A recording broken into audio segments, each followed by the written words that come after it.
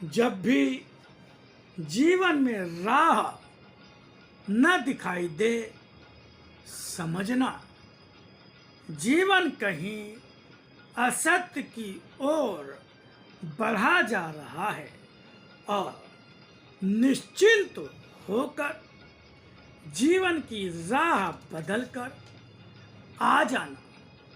मेरी राह पर मैं दूर नहीं, मैं तो हर रूप हर पल में तुम्हारे साथ हूँ।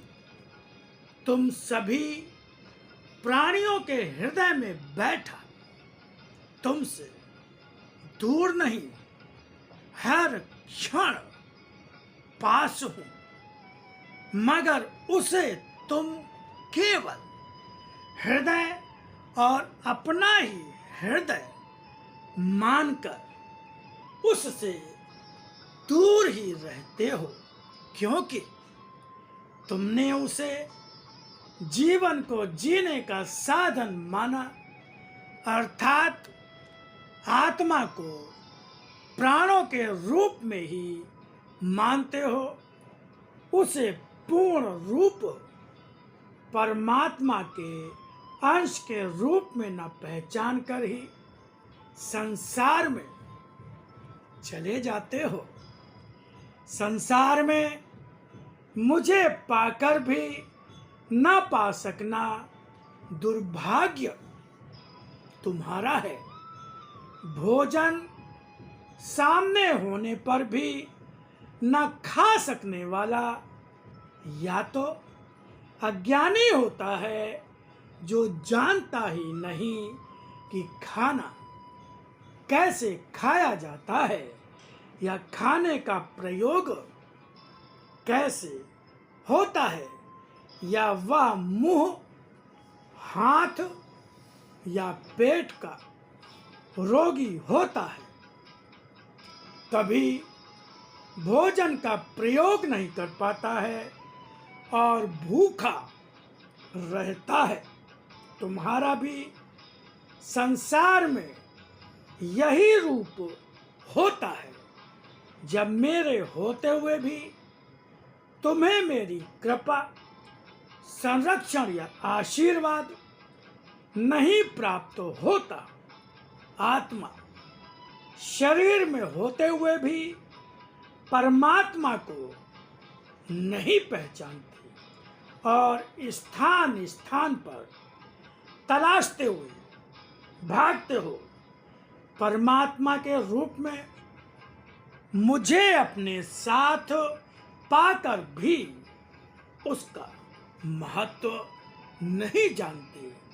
तुम्हारे शरीर की शक्ति तुम्हारे साथ होने पर भी स्वयं को अशक्त मानते हो।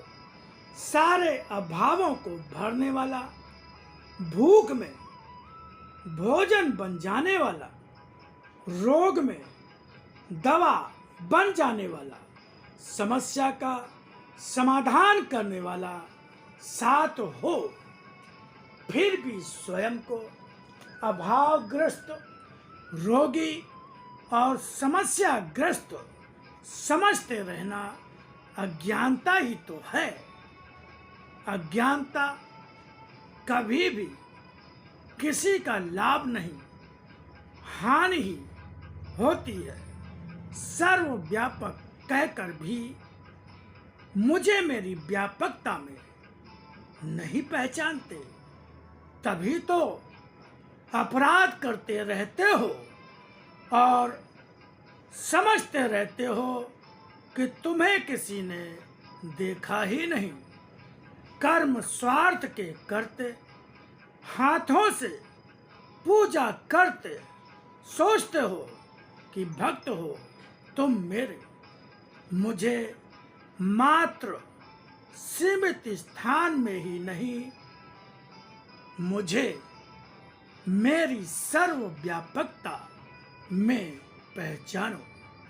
कभी तुम्हारे शरीर को स्पर्श करता हुआ पवन हूँ मैं, कभी तुम्हारे शरीर की भूख मिटाता अन्न हूं मैं, कभी वृक्षों की छाया बनकर तुम्हें शीतलता देता हूं मैं, कभी किसी वृक्ष का फल बनकर उसकी मिठास बनकर तुम्हारे मुख का स्वाद और रस हूं मैं।